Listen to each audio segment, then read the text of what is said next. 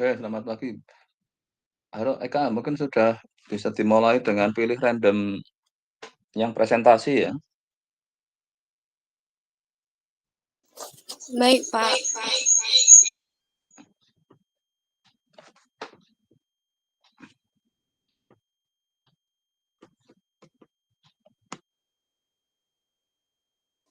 Apa ini perlu saya share screen nggak ya? Soalnya saya nggak pakai laptop.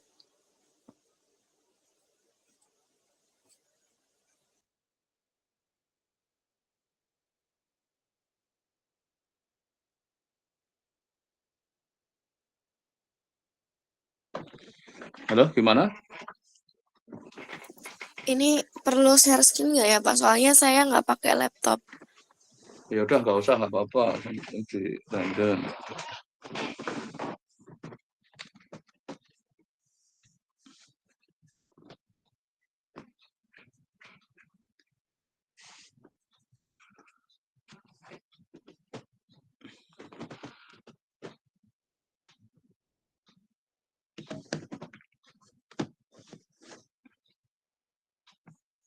Untuk grup saya, pertama Wulan Febriana, Pak.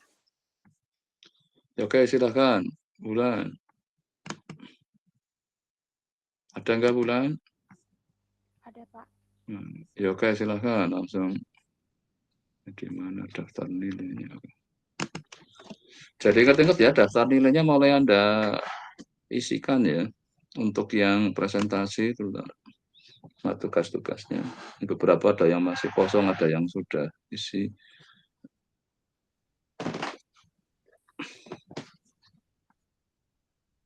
Apakah sudah terlihat, Pak? Ya sudah, silakan. Oke, baik. Untuk minggu ini saya melakukan analisis klasifikasi pada dataset gagal jantung. Jadi di sini saya memilih dataset gagal jantung karena gagal jantung ini merupakan penyakit penyebab kematian nomor 1 di dunia dan juga di Indonesia. Jadi di sini saya melakukan pengklasifikasian untuk mengklasifikasikan apakah seseorang itu terkena gagal jantung atau tidak berdasarkan variabel-variabel di sini. Jadi di sini saya menggunakan algoritma random forest. Saya memilih algoritma ini karena algoritma ini non parametrik, jadi tidak menggunakan asumsi distribusi. Terus karena saya di sini variabel independennya itu ada yang numerik dan juga ada yang kategorikal, makanya saya memilih random forest. Terus prosesnya yang pertama yang pasti encoding untuk yang variabel kategorik ini. Terus setelah itu pembentukan model. Jadi untuk model ini datasetnya saya split jadi dua, 20% untuk data tes dan juga 80% untuk data 80% 20% untuk data tes seperti itu. Terus dan 80% untuk data train. Setelah itu dataset yang trainnya itu dimodelkan menggunakan algoritma random forest yang kemudian didapatkan metrik evaluasi sebagai berikut. Jadi untuk true positifnya itu ada 77, untuk false positifnya itu ada 10, untuk false negatifnya itu ada 10 juga, dan untuk true negatifnya itu ada 87.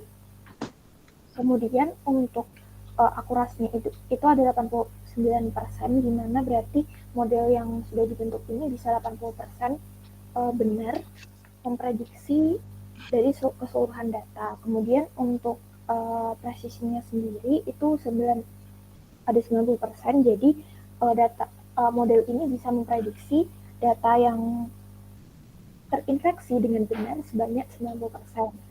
Untuk recall-nya sendiri itu ada 90% juga, jadi data ini bisa memprediksi data yang benar 90%, dengan 10% lainnya masih belum bisa menangkap data yang terinfeksi. Kemudian untuk F1 score-nya itu ada 0,89, cukup tinggi, jadi model ini sudah bisa seimbang untuk memprediksi antara data yang terinfeksi dan juga tidak.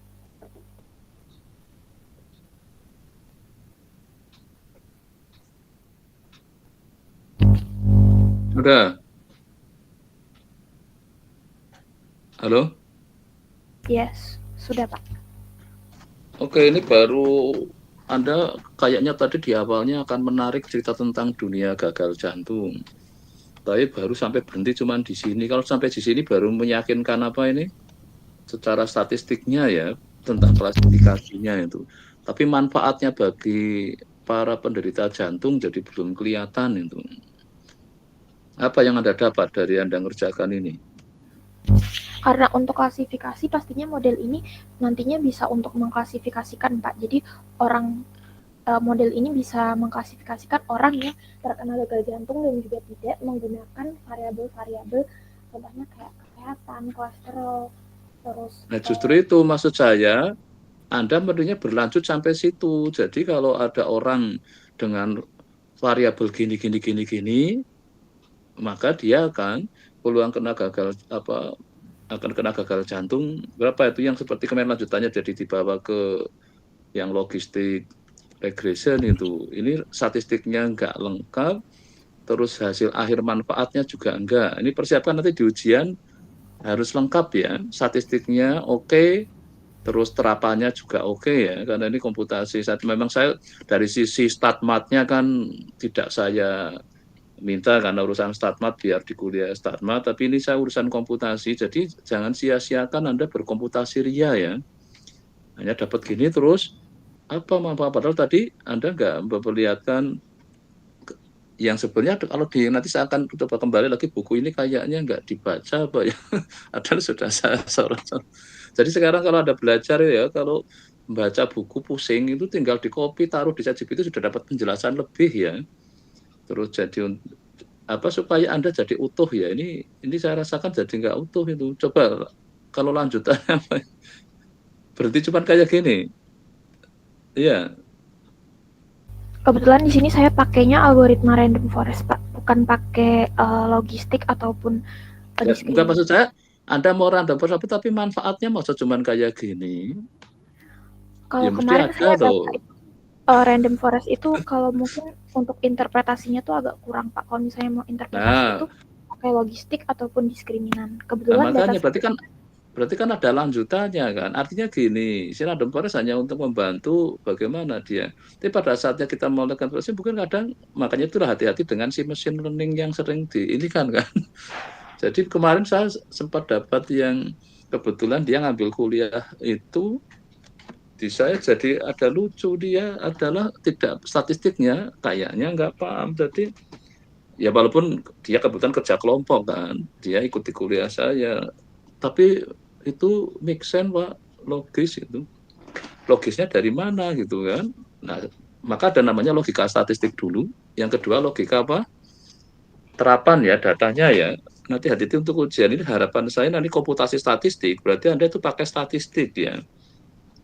Ya random forest memangnya bukan produknya statistik apa itu? Randomnya aja sudah urusannya statistik gitu.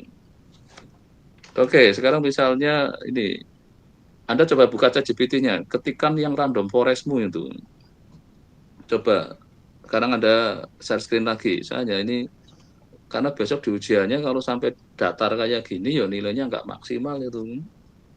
Bung Anda mau, ya nanti Eka, tergantung Anda nanti rapat terbuka dengan teman-temannya, mau ujian terbuka apa ujian tertutup. Gitu.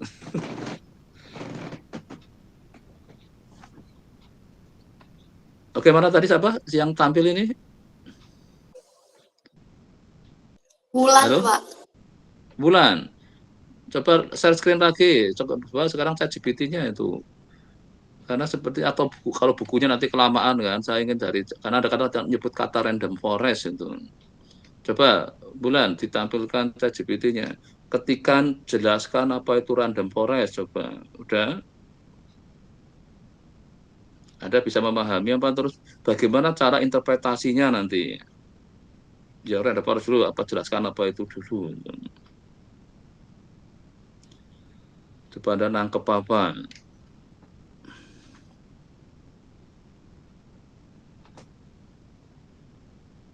Misalkan ada bootstrapnya, nanti hari ini kita juga akan nambah tentang bootstrap.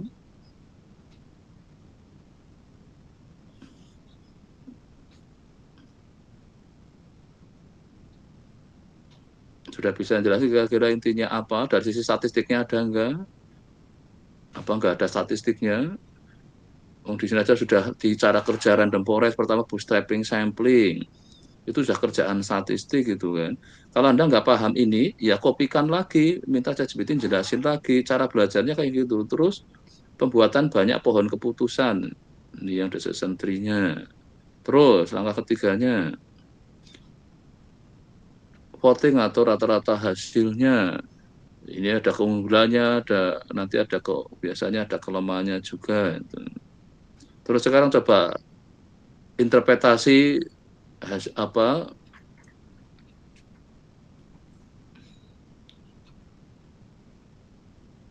cara interpretasi apa hasil klasifikasi dengan random forest. Klasifikasi kan Anda lagi bicara klasifikasi kan.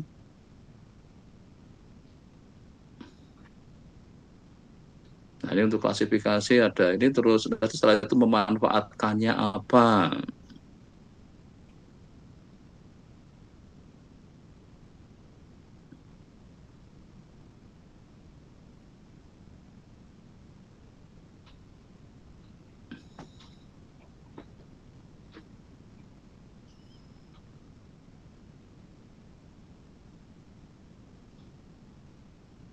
Oke, nanti tidak akan dibaca lagi terus bagaimana memanfaatkan hasil analisis klasifikasi dengan random forest.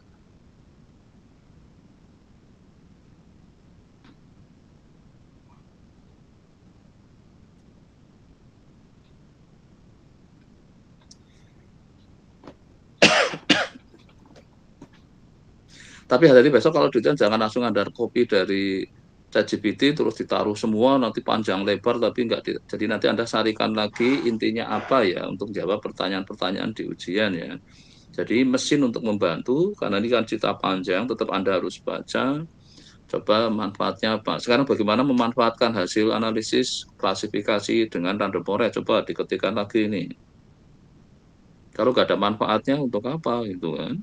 Kita bercapek-capek. Ini mirip seperti kalau pas saya nguji skripsi, kalau tanya manfaatnya apa, kadang ya ada yang diem. Hanya yang penting untuk lulus. Ya.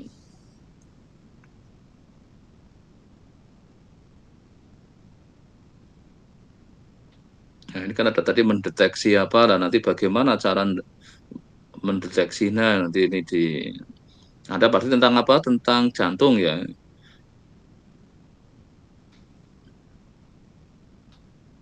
Nah, ini untuk mendiagnosis, Anda boleh detailkan yang bagian mana yang menurut Anda nggak paham gitu ya. Jadi ini meningkatkan pengambil keputusan berbasis data. Ini kan sekarang banyak sekali orang buat keputusan tanpa data kan kadang itu yang. Nah kalau Anda mana yang kira-kira terkait dengan tadi urusan jantung, tadi kan pertanyaan saya bagaimana Anda bisa memanfaatkan hasil dari random forest itu. Kira-kira yang mana itu. Nah ini nanti untuk karena ini pertemuan sudah minggu ke-5 ya kita sekarang, nah, itu nanti kalau Anda saya harapkan memang dari komposi statistik ini Anda dapat sesuatu manfaat ya. Jadi tidak batas berhenti di bagaimana cara apa tadi Anda yang punya Anda itu tentang mendeteksi jantung atau apa ini kan cuma ngomong lagi kan. Anda coba bagaimana menggunakan bisa untuk ini keuangan prediksi risiko kredit, deteksi penipuan. Karena ini kemarin ada yang sebenarnya tentang mendetek apa untuk detect hoax itu. Jadi dengan dimasukkan, nah, ini salah satu contoh kemarin di regresa juga agak kaget ada masa yang sudah masukin apa ininya ternyata nggak bisa menggunakan juga jadi seperti apa hanya nah ini yang saya harapkan apa Anda nggak berhenti jadi tukang olah ya nanti memang seorang analis ya jadi analis kan beda dengan tukang olah ya Anda kira-kira sudah tahu bagaimana caranya menggunakan Anda masih mau tanya lagi apa sudah cukup gimana hasil kerjaanmu tadi kan banyak variabel dilibatkan, terus apa yang jadi bisa dilihat.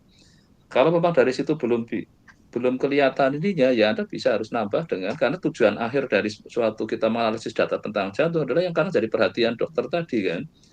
Wah ini kondisinya gini, ini kayaknya terindikasi dia masuk klasifikasi orang yang resiko gagal jantung misalnya. Nah cirinya kayak apa? Nah itulah pada beberapa tadi nanti akan terlibat itu untuk ikut menjelaskan. Ya, oke, nanti ini untuk yang tugas berikutnya harapkan lebih ini ya diperlihatkan itu ya. Tapi besok jangan sampai di ujian hanya ChatGPT di copy kayak gini, enggak loh ya, tetap nilainya enggak. Jadi ChatGPT hanya untuk membantu kita mencari inspirasinya atau idenya boleh itu. Tapi jangan di copy paste persis itu. Ini kemarin ada jadi ini kan tanpa ada sentuhan Anda sama sekali lah, itu yang jadi enggak efektif, seperti kalau Anda hanya katanya orang tapi Anda nggak berusaha memahami kata orang itu gitu misalnya. Ya, oke, tadi anggotanya Eka ya, berarti sekarang Andre wakil satu aja, nanti setelah itu kita akan tambahkan hari ini. Saya akan mulai yang tadi, sebenarnya salah satunya sudah dipakai di depannya tentang resampling method tadi, salah satunya bootstrapping itu.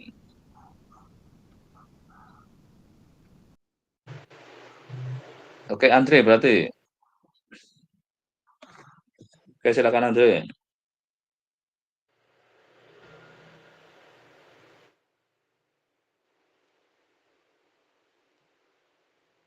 Nomor presensi 49, Pak.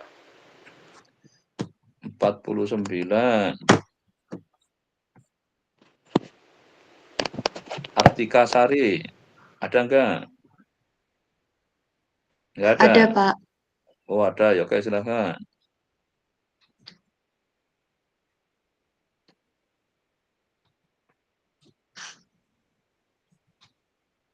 Pik,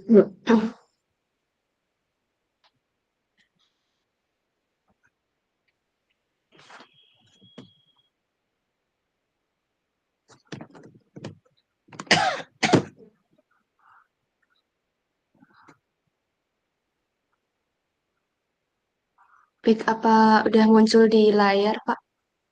Sudah, silakan. Ya. Baik, jadi data yang saya ambil ini mengenai prediksi gagal jantung. Berikut merupakan variabel-variabel yang ada pada datasetnya, mulai dari age, anemia, kreatin, postpokines, diabetes, sampai ke date event atau kejadian meninggalnya. Kemudian dari data ini saya klasifikasikan menjadi data numerik dan kategorik. Untuk numeriknya ada usia, kreatin sama ejection fraksi, platelets, serum kreatin, serum sodium, dan waktu. Kemudian untuk variabel kategoriknya ada anemia, diabetes, high blood pressure, seks, dan smoke.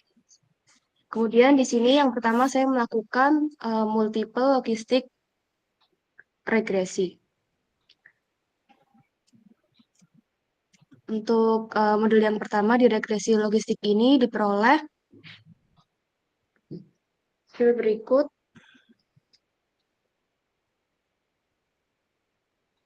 Selanjutnya melakukan konversi ke odds dan probabilitas. Diperoleh informasi bahwa variabel yang meningkatkan resiko kematian itu setiap kenaikan 1 tahun resiko kematiannya itu meningkat 5%. Kemudian untuk serum kreatin ini 2 kali lipat meningkatkan resiko kematian. Kemudian untuk variabel yang menurunkan resiko kematian itu ada unit fraksi ejeksi, yaitu setiap kenaikan 1 unit fraksi ejeksi menurunkan resiko kematian 7%. Untuk variabel-variabel dengan pengaruhnya yang sangat kecil ada kreatin postpokines, platelets, serum sodium, anemia, smoking, dan high blood pressure. Oke, sampai di sini Di berarti. sini, Halo, siapa namanya? Sari sementara coba berhenti di sini, berarti kalau sampai Anda di tahap ini ya, ini memang salah statistik, tapi dari sisi Anda langsung melihatkan manfaatnya.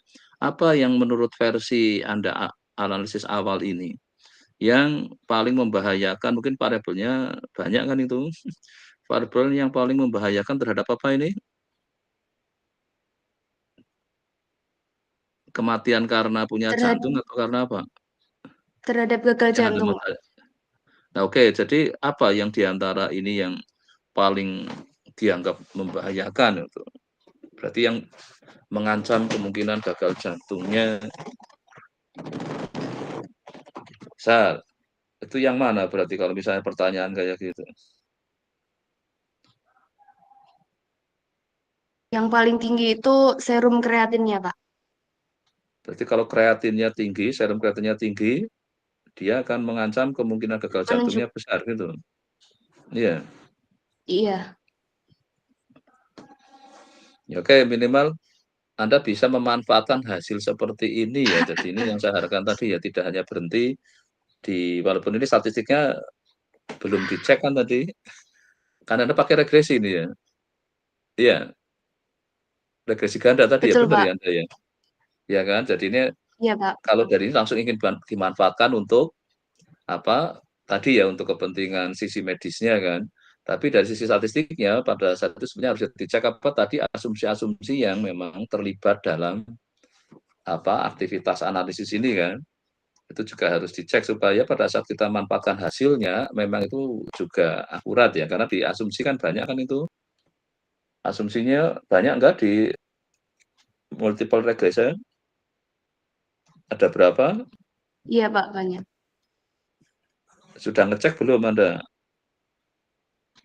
Belum? Karena kemungkinan terjadi antar Belum, ini kan Pak. terjadi multiko kan, ini bisa terjadi multiko kan di antara yang banyak tadi. Berapa variabel Anda libatkan ini? 13. Nah, itu kan ada kemungkinan bisa juga ada multiko itu kan. Itu salah satu asumsi kalau kita bekerja dengan multiple kan itu. Ya, oke, ini jadi nanti apa ya, dua sisi kayak dua sisi mata uang ya, kerjaan statistiknya dan satu sisi adalah manfaatnya tergantung datanya ya, kalau ini tentang medical kan, tadi juga medical kan sama kan itu. Saya harapkan itu sebagai suatu dua sisi yang saya harapkan jadi Anda utuh ya. Jadi proses ini, karena ini judul kita kuliahnya kan komputasi statistik, jadi diharapkan tidak sebatas hanya berkomputasi ria, tapi ada ininya ya. Tapi ini Anda mengarah ke arah manfaat dulu, oke lah, nggak apa. Oke, silakan lanjut lagi.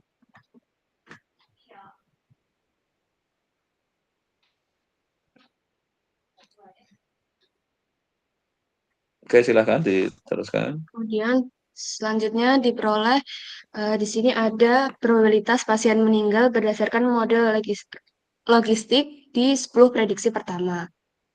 Kemudian di sini melakukan evaluasi model pada regresi logistiknya. Untuk yang pertama di sini ada 187 pasien yang diprediksi tidak meninggal dan benar-benar tidak meninggal gitu.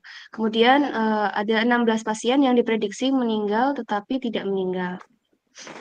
Kemudian ada 27 pasien yang diprediksi tidak meninggal tetapi meninggal dunia. Kemudian yang terakhir ada 69 pasien yang diprediksi meninggal dan benar-benar meninggal dunia.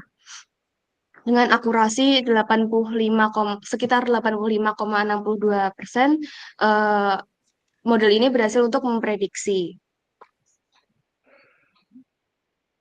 Kemudian yang kedua saya melakukan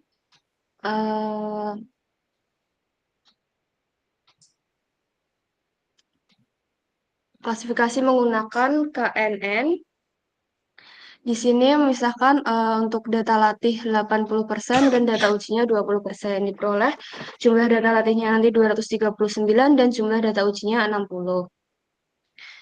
Dengan menggunakan K14 dengan akurasi 58,33%. Di sini pada klasifikasi KNN diperoleh bahwa 35 prediksi benar untuk kelas yang pertama, yaitu memprediksi pasien yang diprediksi meninggal tetapi tidak meninggal. Kemudian di sini ada memprediksi 0 pasien diprediksi meninggal dan benar-benar meninggal itu hanya 0 dengan tingkat akurasi 58,33%.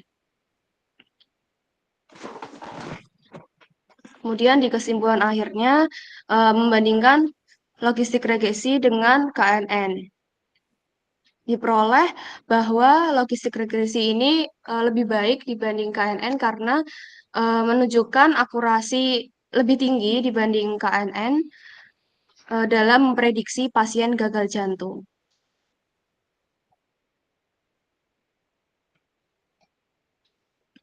Udah. Begitu, Pak. Oke, coba naik ke atas yang paling awal. Coba Anda copy semua yang di sini nih, di copy. Bentar. Dari atas sampai yang mulai hasilnya aja ini. Ini dari sini Anda mulai punya hasilnya ya. Yang Iya. iya ini yang KNN. Mulai mana yang putaran? Iya, Pak. Tabel itu diawali Anda dengan tadi yang classification, tapi pakai yang metode apa ini yang paling awal ini? Yang pertama yang Yang logistik tadi, 50. Pak. Logistik. Yang 50 itu yang KNN. CNR, oke. Yang ini ya, Pak. Tuh, jadi kan maksudnya nanti awalnya, jadi ini yang conclusion yang pertama itu di. Nah, sekarang gini, saya hanya ini kan kalau Anda nyajikan di sini kan tadi masih di collab-nya. Sekarang tapi buka yang ini ya, hasil-hasil ininya. Coba Anda ini cara nanti Anda bikin slide tapi yang cepat ya, itu supaya kalau misal diminta darurat kayak gini, presentasi darurat itu, Anda bisa meminta bantuan ChatGPT untuk coba hasil-hasil ini nanti coba kamu buka ChatGPT-nya. ChatGPT. Nah, ChatGPT-nya di share screen yang entire screen ya. Share screen yang entire screen. Jadi supaya kelihatan kalau Anda mau ngeliatin yang mana gitu.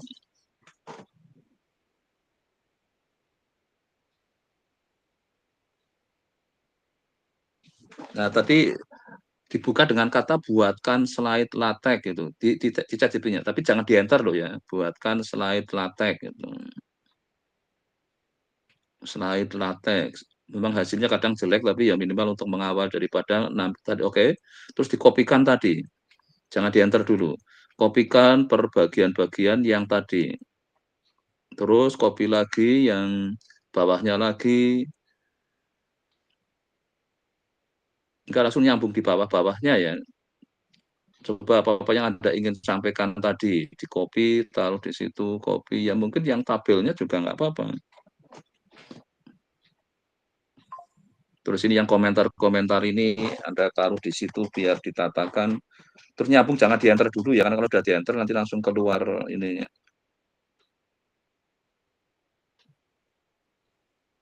Tapi yang nyambung, Anda kok di sela-selanya kenapa ini? Maksudnya nyambung ke bawah ya, jadi artinya biar nanti alur logiknya. Nah, jangan di-enter. Di-enternya kalau semua materi yang Anda ingin presentasikan sudah ada. Gitu. Termasuk penjelasannya juga ya, Pak? Iya, betul lah. Karena apa yang Anda ingin sampaikan, sebaiknya kan diselide-kan gitu loh. Jadi, nah, udah coba apa yang Anda ingin sampaikan semua tadi dari Podo, ngeliatin collab-nya kan. Kan Anda sibuk kan, nggak punya waktu. Jadi, saya tahu kan masa sekarang sibuk-sibuk, jadi masa carikan ChatGPT itu. Nah, semua yang Anda ingin sampaikan, tadi kan akhirnya kesimpulannya apa Anda tadi? Yang gunakan apa lebih unggul akurasinya, itu nanti kan biar disimpulkan oleh, walaupun Anda juga bikin kesimpulan, ya nggak apa-apa.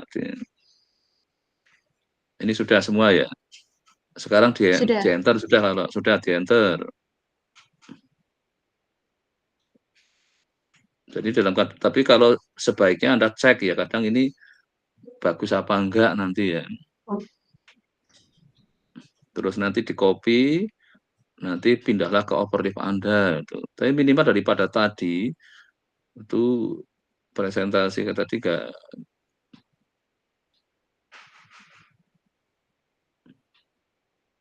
Ini kan untuk yang masa jadi copy tadi di-copy.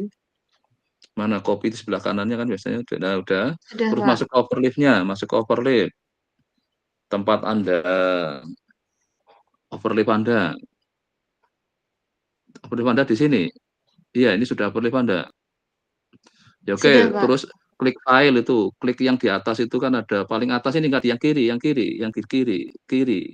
Kiri itu yang di Iya. bawahnya menu itu loh, menu overleaf. Kan ada di bawahnya kata menu kan ada kayak nah sebelahnya lagi new file, itu new folder. Sebelahnya, sebelahnya lagi. New Nah, file new ini ya, file Pak? itu. Ya, slide minggu 4 itu. Kita kasih nama slide minggu 4. Terus create.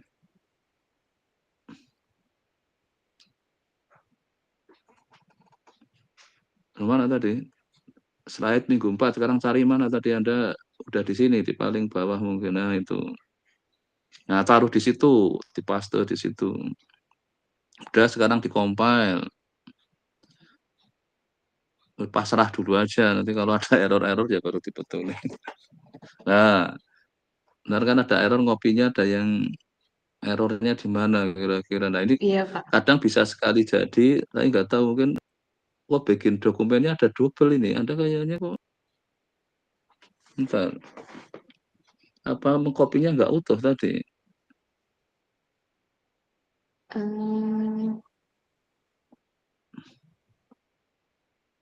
Disalahkan apanya? Nah, ini salah satu sebenarnya kalau tadi nggak ada ini saya nggak tahu apakah hanya biasanya lengkap ini sudah Beamer kan itu dokumen stylenya. Coba komentar salahnya apa tuh? Ada overfull apa tadi itu? Di bawahnya, di bawah kalau komentar di bawahnya itu. Di bawahnya, yang di paling bawah. Nah, ini. Itu di copy aja, kasihkan si ChatGPT-nya itu, di copy ini. Yang overfull kayak gitu. Yang atas ini, yang ini, overfull bisa di copy nggak yang overfull itu? Yang kesalahan-kesalahan sebentar, itu Pak. loh. Tapi nanti bisa diedit sendiri juga itu kalau memang jadi minta diperbaiki gitu.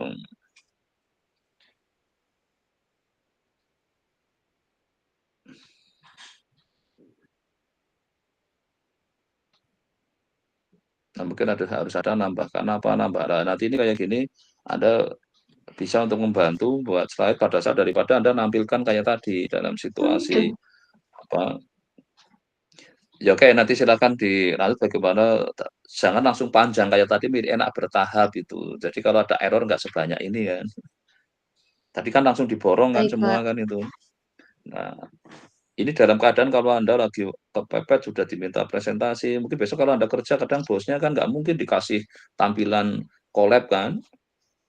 Gimana hasil kerjaanmu? Mari sudah, ya tapi masih di collab Pak." Wah gitu kan.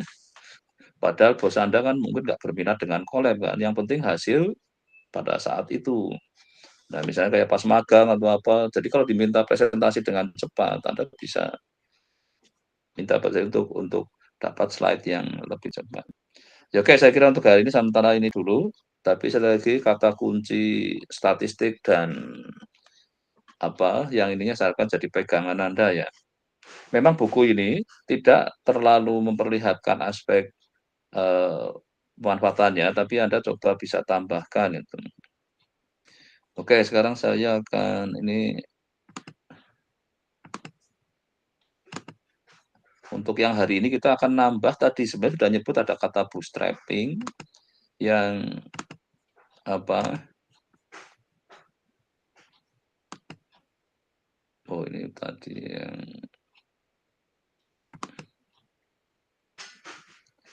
oke kembali ke yang saya dulu.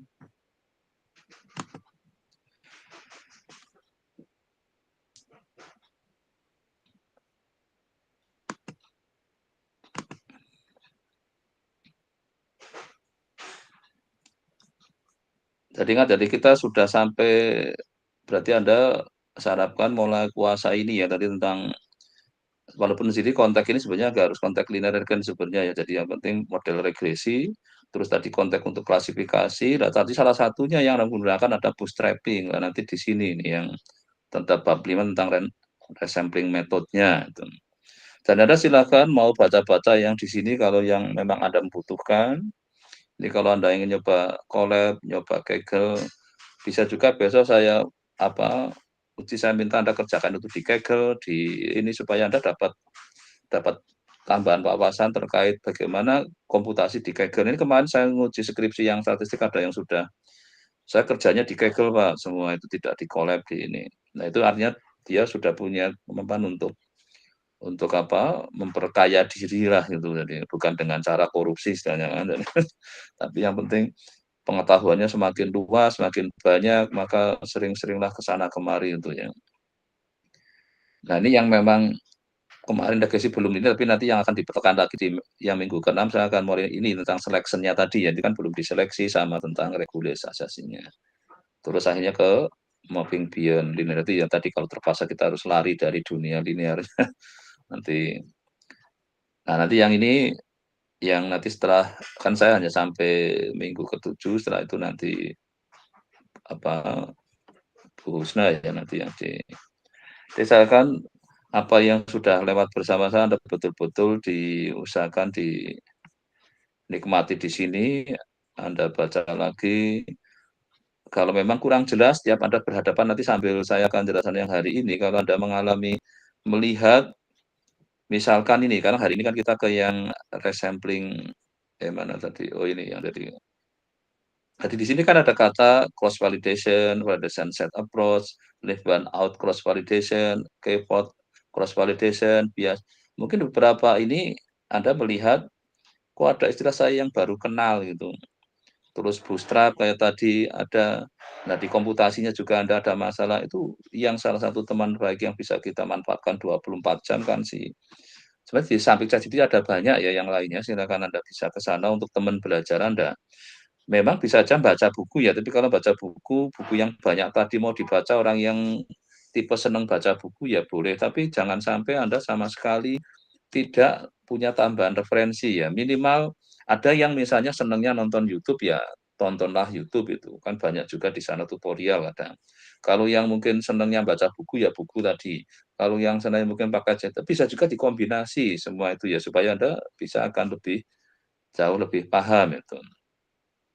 Nah, kalau kita lihat di sini, berarti kalau Anda merasa sudah di dunia statistika modern, ini katanya buku ini kan saya ambil dari buku ini, ada essential tool. Anda pernah ngalami nggak melakukan riset? Jadi sampling kayak sampling diulang. Kenapa di dunia modern statistik kok jadi penting itu? Nah, karena buku ini tentang jadi komputasi di dunia modern sekarang kan banyak sekali apa salah satunya jadi kita ingin bagaimana sudah punya sampel dilakukan resampling itu. Dalam rangka mesti sama mengejar akurasi karena di konteks itu. Jadi di sini they involve repeatedly drawing sample from a training set and refitting a model. Jadi dalam konteks ini kan selalu kalau dalam bahasa dulu istilahnya in sample out sample. Sekarang istilah training set jadi yang dipakai untuk sering ininya di istilah dulu in sample, terus untuk melakukan fittingnya itu yang sering digunakan out sample-nya itu. Jadi kita ulang-ulang sampai kita inginnya kan apa sih? Pada saat trainingnya bagus, hasil fittingnya juga bagus itu. Karena apapun yang kita kerjakan, nah seperti Anda sudah belajar bagus, tapi kok kalau sudah mulai ujian jelek. Nah, ada masalah apa di sini antara dunia training dengan dunia apa fittingnya? Kalau atlet sudah latihan kencang, ternyata tetap kalau sudah tanding itu kalah. Mungkin ada sesuatu faktor yang nggak masuk dalam waktu trainingnya ini. Jadi menyebabkan memunculkan pada saat dipakai sudah untuk bisa untuk forecast, untuk prediksi, ternyata meleset itu. Itu sering orang pada jadi kecewa kan.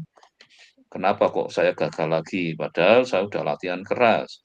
Nah, latihan kerasnya berarti harus yang dicari lagi. Nah, inilah secara manfaat dari kalau kita sudah berasa maksimal secara ini, mungkin ada variabel yang belum masuk yang harus di. Jadi useful for estimating variability and obtaining additional information about a bit model. Jadi gunanya pada saat kita, karena setiap kita mengestimasi mesti ada variabilitas, makanya kenapa ada var beta topi gitu kan, sering ada lihat kan, var theta topi kalau di StatMat itu. Karena apa, itu setiap kita mengestimate mesti ada variabilitas di sana, karena itu jadi sesuatu yang apa, makanya di situlah masih diukur variansinya lagi. Jadi orang ini mengestimate theta topi nilainya sekian, saya sekian, bisa saja antar ini bisa bervariasi. Maka inilah dengan kadang kita ingin berusaha melihat seberapa variabilitasnya lah. Semakin kecil mesti yang kita inginkan, karena supaya kalau saya menduga sesuatu itu variasinya tidak terlalu tinggi, karena menyebabkan jadi kita akan sulit kira-kira saya akan dapat nilai berapa ya berdasar dari kalau saya sudah belajar kayak gini gitu. Nah, berdasar data yang ada, kayak apa? Oh, paling nilainya paling segitu, maka kamu harus tambah lagi misalnya. Nah, sekarang dalam konteks di komputasi, resampling can be computer expense. Jadi karena apa? Harus mengulang-ulang tadi. Ya, tapi di era sekarang ya kata mahal di sini sebenarnya dalam konteks kalau zaman dulu kan waktu masuk komputasi masih lambat sekali itu. Memang itu pekerjaan yang bisa ya menyita waktu cukup panjang itu. Nah, di era sekarang sudah ada cloud computing ini yang sudah ke arah ini mungkin ya kata ekspensifnya jadi relatif itu. Yang penting jelas dia membutuhkan lebih besar effort kan itu. Nah, makanya artinya ini advance in computing power make it possible. Jadi dengan sekarang sudah begitu canggihnya komputasi, maka ini jadi kata expense jadi sekarang murah sudah mungkin tidak sesuatu yang wah sulit sekali didapatkan. Apalagi di era kalkulator nggak mungkin resampling dulu saya hanya mencoba dengan ya data sedikit itu. Karena saya belajar sering mulai dari zamannya kalkulator itu. Sampai akhirnya komputer mulai banyak itu. Nah, Anda kebetulan sudah di era yang sebenarnya computing power sudah bagus kan. Nah, salah satu ini adalah cross validation dan salah satu tadi yang disebut oleh random forest tadi ada yang namanya ini adalah yang bootstrapping tadi langkah itu ya. Jadi makanya saya kan nanti pada saat ini terutama nanti tunjukkanlah Anda di waktu yang 2 jam waktu UTS kalau memang pilihannya udah. Nanti ada tugas UTS kan 24 jam. Saya ingin lihat perbedaan Anda pada saat 2 jam. Anda bisa apa? Tapi jangan sekali-kali hanya apalagi yang parah sekali pernah terjadi cuman ngasih link ChatGPT-nya ke saya gitu. Memangnya itu jawabannya apa gitu kan. Sama saja kan kalau itu jawabannya tanyakan teman saya aja Pak gitu kan. Nah, yang parah lagi ini jawaban teman saya Pak. Nah, itu kan ChatGPT kan kayak teman kan. Ujian kok jawabannya silahkan tanya teman saya gitu. Itu Pak baca kalau tadi hanya ngasih link ChatGPT-nya kan. Jadi dikiranya itu termasuk sudah berharga nilainya bagus ya enggak. Untung dia nggak berani protes kan, kalau protes ya akan terus yang kedua, dikasihkan aja, ini jawaban dari teman saya Pak. Nah sama saja gitu kan, kalau hanya mengkode tanpa kita melakukan semacam. Nah maka nanti untuk konteks di sini, jadi akhirnya ke konteks bootstrapping. Nah jadi kalau kita melakukan cross validation adalah digunakan untuk estimate tes error dari karena setiap model kan kita sebenarnya evaluasi nih ya performanya itu. Itulah kenapa tadi mungkin gunakan yang akurasi tadi siapa Sari tadi ya itu oke, ini jadi dari ini gunakan akurasi tadi sebenarnya ada presisi ada yang conversion metric itu. Nah akhirnya kita jadi bisa dalam kata kita melakukan assessment terhadap model sampai akhirnya kita akan milih si model tadi. Ya kayak tadi Sari mungkin akan milihnya tadi ya yang mestinya yang akurasinya tinggi lah gitu. Tapi tadi yang salah satu yang di konteks nanti sebenarnya yang memang itu nanti akan diberikan di bab berikutnya adalah pada saat memilih variabel yang banyak tadi. Kan nggak semua signifikan. Supaya pada saat misalnya kita melakukan prediksi atau bagas itu variabel apa yang penting. Kayak misalnya sekarang orang misalnya ingin nilainya bagus kalau ujian, ya belajar gitu kan. Seolah-olah hanya satu variabel itu yang penting. Padahal yang lainnya juga ada yang juga penting. Mungkin tingkat kepentingannya tidak sebesar variabel tadi. Maka akhirnya muncullah itu kan, apa itu, rajin pangkal pandai apa itu. Jadi misalnya orang yang rajin dia akan jadi pandai gitu misalnya itu kan. Nah, di dalam konteks model seleksi kan jadi semakin di. Nah, sekarang bootstrap. Ini provide a measure of accuracy of parameter. Jadi pada kita mengestimate dengan bootstrap, jadi kita bisa mendapatkan banyak sekali estimator dengan melakukan bootstrapping. Maka disebut sebagai estimator bootstrap. Jadi di sini konteksnya adalah bagaimana kita, karena mengatasi suatu dugaan atau estimator itu mesti ada kemampuan variability-nya. Nah, ini dah itu digunakan bootstrapping untuk mengestimate dari variabilitas dari si estimator tadi. Nah, ini kita tahu struktur inferen kan salah satunya apa? Estimasi titik, interval, juga ke konteks uji hipotesis itu. Nah, nanti kalau Anda misalnya ingin tahu lebih dalam, bisa di bukunya ternyata masih kurang, ya Anda boleh tanyakan ke kita di kata bootstrap itu di paling cepat misalnya adalah ChatGPT misalnya. Oke, sekarang saya misalnya ini kalau Anda coba saya akan tanya ke Eka. Eka pernah ini dengar kata bootstrap Eka? Pernah, Pak. Sudah tahu kira-kira kayak apa bootstrap itu? Masih belum sih, Pak. Pernah dengar aja. Nah, misalnya pernah dengar aja, kita bisa apa? Minta ke sini apa? Cuman kayak gini aja, kira-kira dia menanyakan apa sih? Jadi, wah saya cuma ketikkan aja. Sebenarnya Anda minta apa tentang bootstrap itu?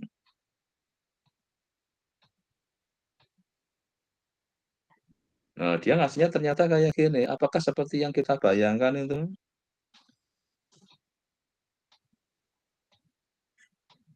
Mengarah ke seperti yang kita ini kan? Ini bagaimana berusaha dengan langsung dia ngasih seperti ini kan? Nah, sekarang kalau misalnya saya ingin minta jelaskan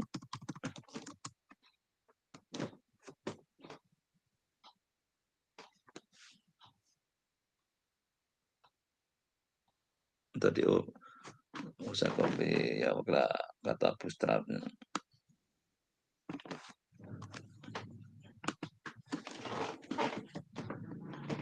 Kan tadi salah satunya kan untuk resampling ya. Jadi jelaskan apa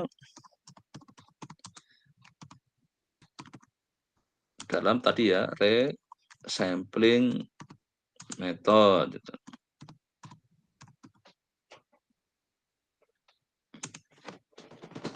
Nah, dalam resampling aja kadang. Nah, kalau baca ini masih nggak memuaskan, Anda boleh minta bukunya kemana tuh, mengambil sampel ulang, menghitung statistiknya, menganalisis distribusinya. Nah, ini statistiknya jadi ada, makanya tadi waktu bicara tentang dalamnya ada bootstrapping. Nah, ini yang saya alami pertama, saya bimbing yang gunakan masing saya agak kaget, bab 3-nya pun nggak ada, memang nggak ada teorinya, Pak. Aduh, padahal banyak yang gunakan, ada random forest, kok semua nggak ada. Nah, itulah pertama saya bimbing skripsi yang seperti saya, kok nggak ada. Ya, saya minta cari akhirnya, maka dapatlah ternyata berbagai sumber yang setelah modal. Ini kan kayak gini Anda tinggal minta linknya untuk belajar lebih jauh itu. Dalam konteks kalau tadi kan waktu saya katakan bootstrap dalam secara umum kan jadi kayak tadi, pada saat kita sudah mulai mengarah konteks resampling, jadi apa? Dari standar ukuran N, bootstrap mengambil banyak sampel ulang dengan pengambilan bisa sampling bit represent atau artinya satu elemen dalam dataset bisa dipilih lebih dari sekali dalam satu sampel ulang. Jadi, udah ini kan dilakukan perulangan.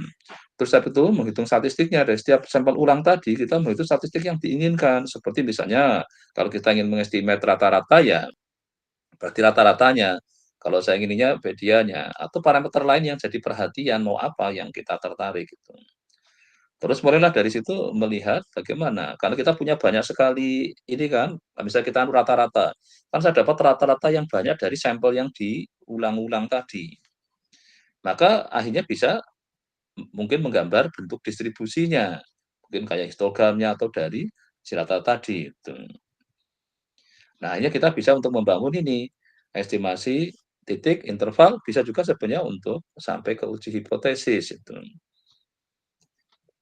Nah, ini implementasinya kalau nanti tinggal di-copy masukkan ke ininya, Anda sudah dapat gambaran. Nah, maksud saya pada saat Anda misalnya belajar ngalami seperti itu, tambahkan aja. Terus kalau ingin baca lebih jauh ya bisa diinikan apa, minta e-book-nya lah atau mungkin ke suatu jurnal. Nah, ini kalau tentang konteks ini adalah ini dari yang mengatakan bahwa untuk konteksnya jadi istilah for assessing model performance, Bootstrap is key for estimating parameter akurasi. Jadi lebih ke untuk performance modelnya kalau ini bisa untuk keakurasi pada saat di estimasi parameter. Karena kerjaan di statistik kalau di parameter itu ada estimatornya, ada parameternya yang harus kita estimate, yang sering dinamakan sebagai estimator.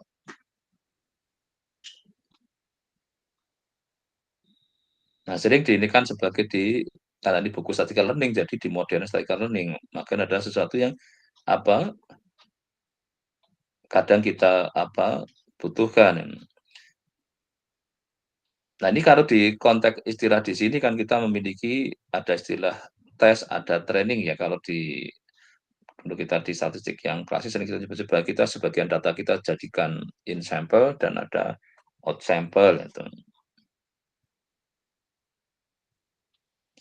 Jadi sudah tes pada saat kita sudah ingin mulai melihat kayak tadi kenapa saya ada pertanyaan bagaimana kalau saya ingin sudah mempunyai modelnya saya ingin orang yang gagal jantung sebenarnya kan ada banyak variabel apa. Nah, kalau tadi Sari mengatakan variabel yang paling yang Sari yang variabel yang dianggap paling ya paling mungkin penting lah bahasa ininya tadi. Apa tadi Sari ya variabel apa yang terkait jantung tadi? Masih ingat enggak? Halo Sari? Serum kreatin, Pak. Anda tahu itu serum kreatin itu apa? Tahu nggak?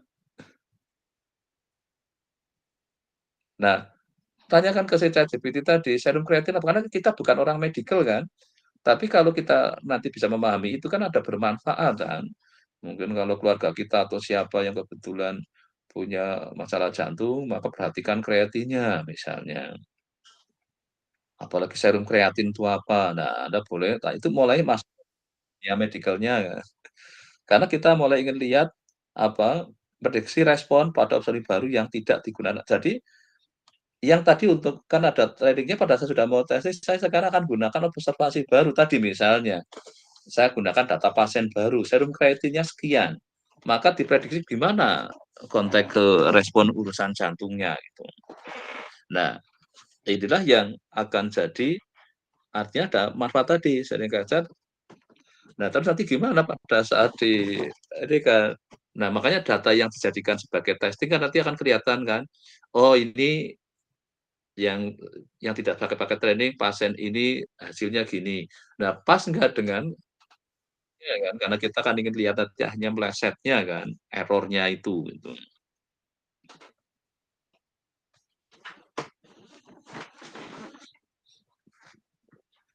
Nah, istilah ini bahasa apa yang karena menerjemahkan hanya dengan kadang kata sebenarnya karena pada saat kita gunakan yang training adalah yang data yang kita memang tadi kan jadikan untuk training, untuk testing ya data untuk testing itu. Maka ada yang bagi senangnya 80-20. Nah, maka ada saya minta eksperimen, apakah selalu harus 80-20 gitu. Kenapa itu gitu kan? Karena ya seperti ada lagi yang malah dulu semua dijadikan kayak untuk training, nggak ada yang untuk testing, langsung dipakai untuk dunia realnya. Jadi besok kalau ada data baru langsung saya nikah. Nah, sebenarnya kata ini kadang bisa juga jadi kita bereksperimen dengan mencoba komposisi persennya tadi supaya bisa melihat. Ini kata sebanyak karena kalau kita hanya ada yang kadang kalau sedikit yang untuk trainingnya, untuk sedikit untuk sebaliknya yang testingnya yang dibikin lebih sedikit. Apalagi untuk konteks time series yang kadang nggak relevan jadinya. Misalnya kita tahu COVID itu kapan itu. Nah, yang kita pakai untuk training pada saat ada COVID. Nah, yang untuk testingnya yang setelah nggak ada COVID, ya bisa repot kan. Karena pada saat ada COVID sama sudah COVID sudah lewat, itu situasinya sudah berbeda itu. Nah, itu kalau nggak hati-hati pada saat kita cut kayak gitu, meng-split-nya itu bisa jadi masalah di situ. Nah, ini adalah nanti silakan mau lagi atau ini kalau diterjemahkan kadang malah mungkin dalam segi bahasa Inggrisnya mungkin akan lebih enak itu ya, kita bisa juga yang ke atas. Ini kan saya juga minta bantuan Indonesia, coba kalau saya ingin minta yang bahasa Indonesia kayak apa itu kan. Tapi pilihan adalah bisa untuk memulai kita akan mencoba memahami sesuatu yang coba kita berusaha tangkap. Kalau memang dari situ kita tetap belum paham, bisa aja ya kita minta tanyakan lagi. Nah, memang kadang akhirnya kita milih yang baca bukunya. Karena apapun mesin yang kita minta bantu ada ya translator kadang mungkin dari bahasa Inggris kita ya, tapi lumayan daripada kita misalnya merasa baca bahasa Inggris malah pening ya udahlah pindah bahasa Indonesia, walaupun kadang dibaca yang nggak nyaman juga ya, namanya mesin kan masih ada kemungkinan nggak nyaman di situ. Jadi ini yang cross validation ya tadi yang untuk jadi ini ada bisa dibikin subset terus berarti pada subset yang lainnya. Jadi kita sengaja kayak mecah-mecah sehingga nanti terus di cross validasi.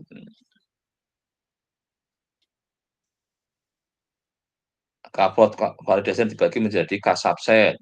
Jadi kadang kan tadi kita bisa juga kadang dia mungkin hanya 2 paling atau 3 lah. Ini bisa aja. Nah, apakah makin banyak K-nya makin besar berdampak apa kira-kira gitu.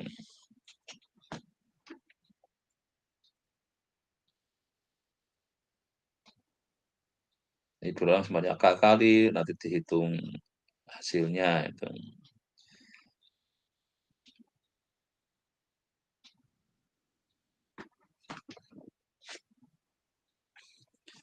Kalau ini leave one out, jadi kalau setiap orang hanya kepakai sekali dalam konteks ini, jadi hanya satu, makanya one-nya di sini adalah kadang kita masa kalau jadi nggak selalu terus, tapi dia hanya dikepakai masing-masing observasi hanya sekali. Gitu.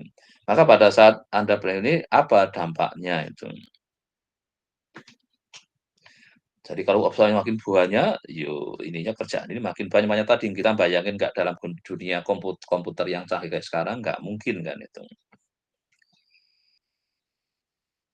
Oke, ini untuk nanti siaran mungkin nggak semua saya ini kan, tapi ini contoh tentang tadi ya data yang di buku ya tentang kendaraan itu. Ya 392 observasi, bayangin itu dibuat dipecah 2 1/9 sama perhatian dan untuk validasinya. Pecah ini berarti 50/50 ini 3 sempit benar. Iya, 50/50 ini baginya. Ya Anda boleh bereksperimen apakah baginya harus dibuat sama, kalau beda akibatnya apa. Nah, inilah kesempatan Anda belajar itu. Ini dikatakan katanya mudah, murahnya, nanti benar nggak Anda merasakan ini atau mendapatkan ini gitu. Oh benar sederhana ini, karena tadi hanya bagi 2 ininya sudah gitu. Kekurangannya apa? Ini tanya, benar nggak paling sedikit tinggi? Bagaimana? Karena apa? Kalau kita baginya yang satu yang lebih heterogen, yang satu jadi homogen,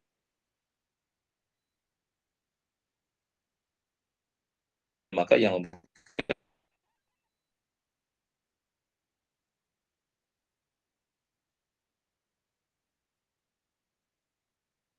mesti akan itu. Nah, terus jadi apa yang harus saya lakukan? Nah, inilah yang nanti tantangan dalam rangka mengatasi kekurangannya itu.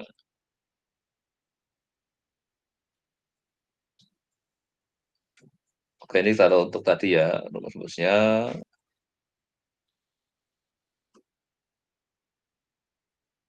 Oke, nanti silakan kalau untuk lebih jauh di sini, tapi saya akan supaya Anda ingat lagi untuk melihatkan bukunya berapa nomor di sini ada berapa contoh ini ya hasil-hasil dari per ininya ya. Ini kan menghasilkan apa?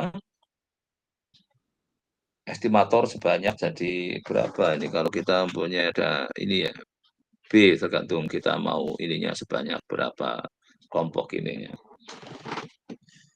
Nah ini yang kalau yang konteks nanti yang tadi yang ini yang bootstrapping ya saya langsung di ini yang konteks bootstrap. Gitu.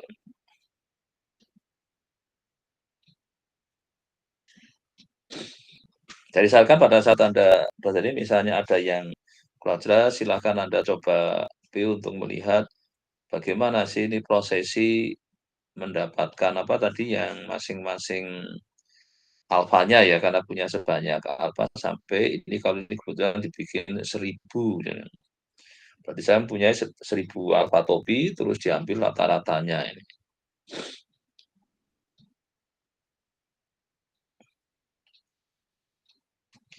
Nah, para alfa yang ini kan pakai data simulasi kalau ini ya. Jadi saya ingin mengenerate data dari yang alfanya 0,6. Nah, ternyata dengan booster ini kita mendapatkan ini. Jadi ini kan kalau dengan kenyataannya kan cukup good lah itu. Nah, inilah terus variansi dari si ini ya yang estimatornya itu.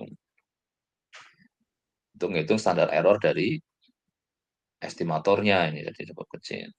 Nah, inilah yang nanti coba Anda apa pada saat gunakan tadi kan ada dua ya cross validasi sama bootstrapping kayak apa nanti perbedaannya ini yang untuk kontrak apa yang di bootstrapping. Nah, tadi yang kebetulan menggunakan itu di random forest apa ya tadi ada juga proses bootstrapping di sana itu. Jadi lagi pada saat mungkin Anda baca biasakan ada daripada mungkin kadang tanya. Kalau mungkin tanya itu masih nggak jelas lagi Anda kejar lagi terus kalau perlu ya malah minta coba bukunya itulah kebiasaan nanti belajar kalau zaman saya dulu kan kalau ada bingung saya harus ke perpus itu di perpus saja bukunya jarang kadang hanya satu udah lagi dipinjem akhirnya kita harus sabar nunggu beberapa hari kemudian gitu. Kalau sekarang kan buku digitalnya sudah banyak banget itu artinya nggak ada alasan kita jadi lama kalau dulu betapa untuk ingin tahu itu harus sabar itu karena baca bukunya di perpus kita fotokopi masih mesin fotokopi ya jarang dan kadang juga masih mahal jadi kita ya kalau menghemat anggaran ya baca di perpus saja makanya perpus dulu rame ya. Kemarin saya tanya perpus sekarang dipakai apa untuk kerjakan tugas biar sepi itu jadi nggak tahu bukunya siapa yang baca misalnya saya sekarang pun saya jadi nggak pernah juga masuk ke perpus itu karena sudah milih digital sudah banyak banget ngapain itu buang-buang waktu ke sana itu. Nah sekarang untuk komputasinya ini nanti silakan dicoba dari sini, baik yang untuk cross validation dan bootstrap ya. Ini apa ya ada beberapa mungkin nggak langsung setup karena ini kan didesain tidak di collab tapi sudah gunakan Python tapi silakan saya kira sih tadi untuk permainan collabnya Anda sudah lumayan bagus memang tadi ya yang mungkin tambahan ke interpretasi dan memanfaatkan hasil kerjanya ya nanti ya. Jadi setelah kita mengerjakan ini, apa sih yang kita dapat? Sedangkan tadi kan konteksnya untuk melihat model performance, terus juga dalam rangka menaikkan apa tadi? Akurasi dari suatu estimator, estimasi. Jadi dengan cara mereduksi variansinya sekecil mungkin itu. Maka salah satunya ada bootstrapping itu. Ini kan, estimating the accuracy of static. Jadi yang kita tertarik sisi apa tadi rata-ratanya atau medianya atau jadi Anda ingat kan kata statistik tanpa S dalam bahasa Inggris sama pakai S. Kalau pakai S itu ilmunya itu. Jadi kayak Anda itu belajar ilmu statistik itu kalau dalam bahasa Inggris statistik pakai S ya. Kalau ini statistik ini kayak tadi ada rata-rata, median itu adalah namanya apa yang Anda tertarik? Rata-rata, oh median. Oh variansi, mungkin tertarik kalau di regresi dan regresinya. Nah, itu adalah bagian dari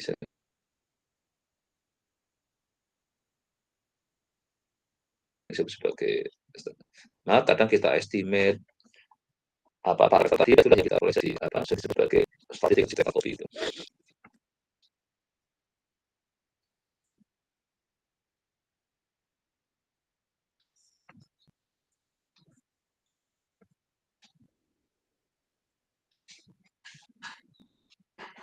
Nah, terus juga mungkin ada kadang lihat di sini ya, misalnya Anda perhatikan di konteks ini kan di yang bagian apa, ini kalau nanti Anda belum nggak pernah nyoba juga ya, nanti untuk exercise di sini. Karena nggak saya tugaskan, karena nanti kalau saya tugaskan nggak apa, jadi pada mengeluh, maka saya biarkan Anda apa yang tapi sekarang misalkan Anda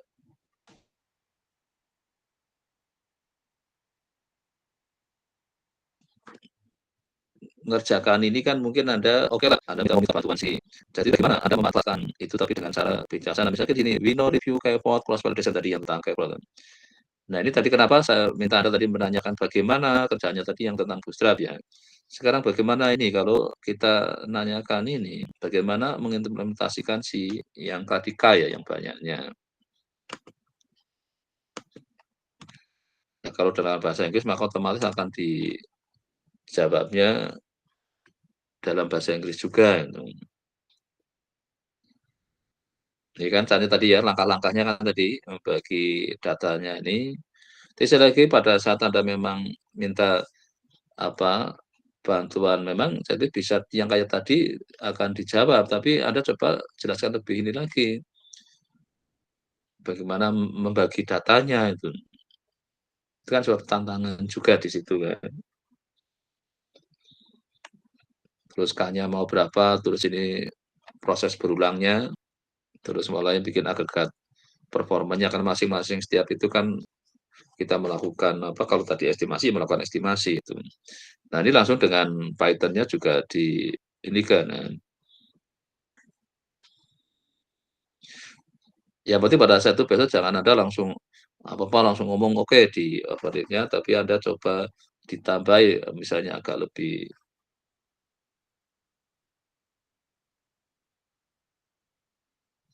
detail di langkah yang ini misalkan. Nah, sekarang bagaimana kalau yang tadi yang tentang kekurangan dan kelebihannya?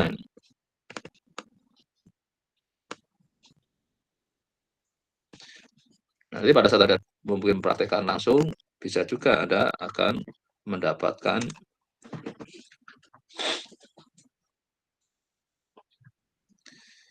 Anda sudah dibikin rekapnya kan ini di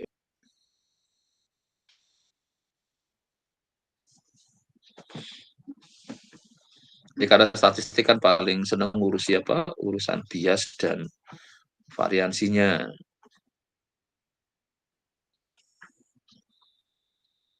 Ini bisa lower apa ini kan namanya dengan single apa temporal split, ini yang satunya masih jadi high banyak performance depend on a single splitnya, terus utilization use the entire data set for turning and testing across one. Jadi ya, kalau yang satunya lagi yang hanya dengan yang single tadi only part of the data set is used for training, testing valuable data. Nah, di sini kan kita tadi ya computer cost-nya tapi jadi lebih berat karena sebanyak kata yang kalau di sini kan enggak only single split selesai kan itu. Afirmasinya variable, robust, yang ini best variable. Kadang kalau di kita kerja di statistik sudah capek, yang ini tetap masih banyak asumsi nggak terima, makanya kita nyari yang ke konteks robustnya kan. Nah, ini salah satunya overfittingnya juga dia lebih rendah dibanding yang ini. Nah, tapi nanti dari statement ini yang saya harapkan Anda pada saat kalau dikasih data, benar nggak ini saya gunakan kapot ini bahwa akan menghasilkan variansi lebih kecil daripada ini. Ini kan adalah yang harus Anda cek pada saat sudah menggunakan data itu. Ini kan statement dari apakah ini selalu berlaku secara umum? Nah, itulah pada saat Anda nanti bereksperimen dengan datanya akan melihat, oh iya benar ini selalu bahwa dia statement ini adalah berlaku itu.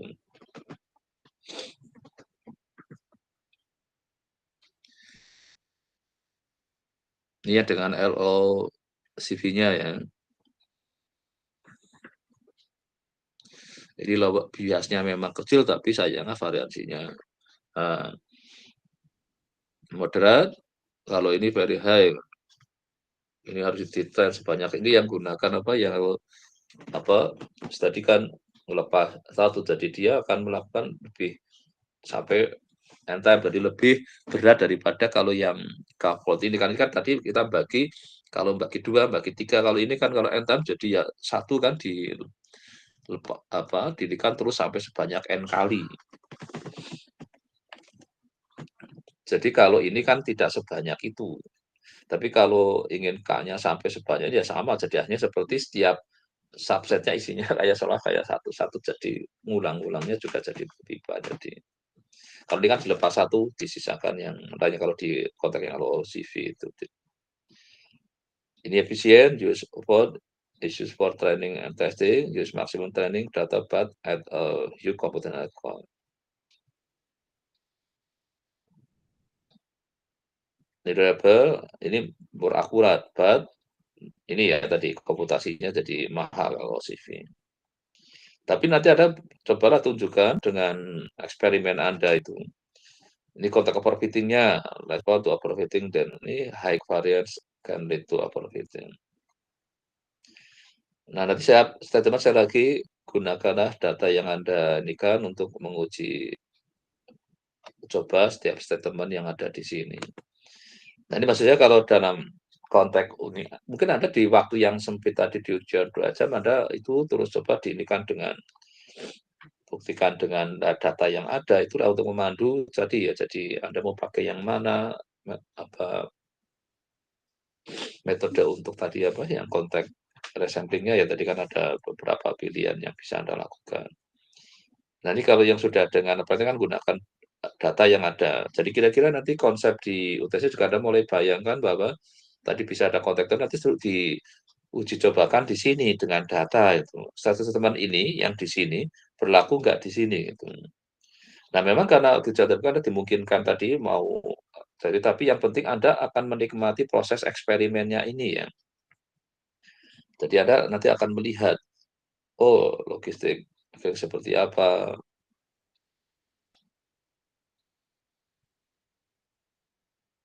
Terus nanti Anda melakukan model lagi seperti apa ya. Kira-kira nanti Anda bayangin untuk persiapan UTS adalah siapkan Anda mulai lihat ini, karena memang kalau saya nugaskan ini kan nanti sering dikatakan overdosis tugasnya, ya sudahlah, makanya kemarin saya bebaskan Anda mau kemana, walaupun tadi dari beberapa sampel yang saya ambil setiap pertemuan 2 kan kelihatan sekali Anda waktunya sudah terlalu sibuk tadi, makanya masih minimal tadi saya minta untuk daripada tapi ada beberapa saya lihat tadi sudah lumayan lah dia berusaha melakukan backup dengan baik, tapi untuk persiapan ujian saya kan Anda luangkan waktu yang lebih baik ya. Karena itu nanti untuk penilaian, walaupun ini yang dari tugas pun nanti juga ada nilainya, tapi kan tidak sebesar yang pas UTS-nya besok. Walaupun dari sana nanti 50% dan nanti besok yang dengan Bu Husna kan 50% itu. Itulah nilai akhir Anda besok itu. Oke, untuk yang minggu depan kita akan ke sini. Jadi yang di model tadi kan Anda belum melakukan seleksi kan. Terus bagaimana untuk ke konteks aturan mainnya lah, regulasinya. Mungkin masih ingat zamannya belajar regulasi ada base subset selection, subsection. Ini untuk jadwal minggu depan, terus ada stepwise.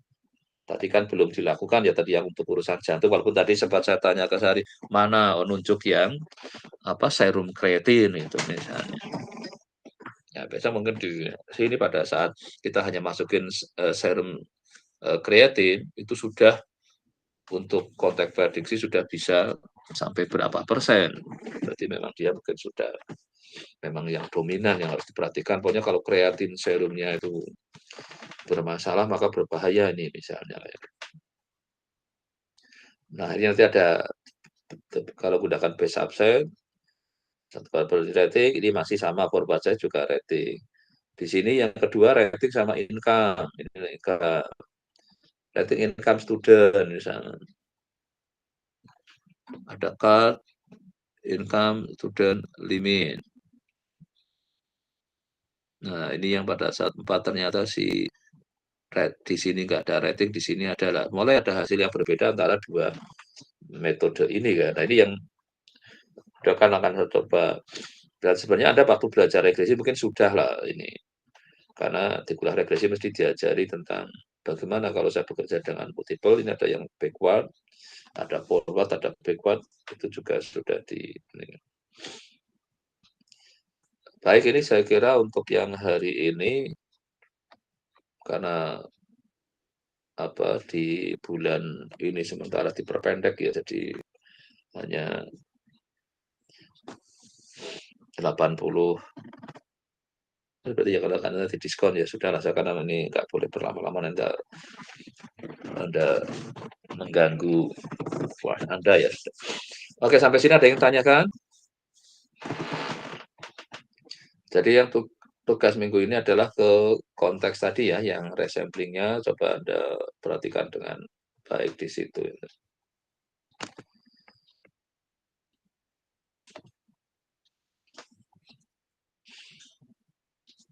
Oke, untuk Eka kira-kira ada yang ingin tanyakan nggak terkait tadi untuk terus nanti sekarang mulai dipersiapkan ujiannya mau milih tipe yang mana ya. Jadi pilihannya yang saya berikan adalah hanya tertutup dan terbuka ya. Nanti silakan Anda putuskan dengan segala resikonya ya. Yang terbuka Anda boleh buka apa aja, tapi yang tertutup itu mungkin bisa jadi lebih mudah kalau Anda ingin yang tertutup misalnya. Tapi semua adalah berarti Anda hanya yang seperti kalau Anda ujian apa itu yang tertutup. Mohon maaf Pak, berarti untuk minggu Ya, depan itu mana? minggu depan materinya yang Itu tadi yang bab 6 apa tadi sudah saya lihat. Yang minggu depan. Ini kan sudah ada minggu ke minggunya Anda lihat di sini kan ada kan ini. Karena oh kuliah ya, terakhir kan sampai ini kan tanggal berapa? 14. Oh ya kita 28-nya libur ya. Oh ya, benar ya sudah ya. Kayaknya kuliah terakhir kita kayaknya minggu depan benar, yang ini kayaknya kita kena yang ini mopping biar sebenarnya ini kan lebih nanti akan saya gabungkan ke sini aja karena kayaknya yang Jumat tanggal 21 masih, tapi kayaknya Jumat tanggal 28 sudah libur kayaknya. Kalau saya lihat sudah masuk merah itu. Ya 21 masih oke. Iya 28-nya sudah cuti bersama. Ya nanti akan saya padatkan di yang ini nggak apa-apa karena itu masih satu tema kok itu. Yang nanti yang di berarti yang minggu depan kayaknya kuliah kuliah terakhir kita karena yang di kalau ganti di ini kan juga repot nanti saya kalau juga saya majukan juga akan tumbuh kan mungkin ada resiko kan itu. Tahun 67 ini sebenarnya masih satu tema bisa kita lihat ini memasalahkan tentang linearitas itu. Karena kebanyakan kita menggunakan linearnya. Mungkin saya coba gabungan aja nggak apa-apa lah. Oke, apalagi ya kamu mau tanyakan? untuk minggu depan kita masih online atau bagaimana Ya ya Pak? balik online aja lah gitu. Sudah ada, kan Anda sudah Oh, pada mudik kan nanti. Jadi online aja karena saya nggak mau ngambil resiko sudah beberapa juga karena khususnya buat saya lebih cenderung kalau yang perlu pagi atau yang sore itu kan saya online. Kalau yang siang memang saya tetap masih di kelas itu. Kira saya yang ini kan pagi kan, sama yang satunya kuliah mau buka bersama itu. Itu saya bikin online biar bisa disambi. Jadi online ya nanti ya masih ya minggu depan. Kayaknya minggu depan berarti kuliah terakhir kita. Jadi ya ya terserah Anda kalau mau milih ingin offline di pertemuan terakhir karena setelah UTS kan sudah dengan Bu Husna dengan saya hanya itu aja. Ya silakan Anda boleh memutuskan itu. baik Pak, terima kasih. Ya. Kalau sudah nggak ada, mungkin hari ini kita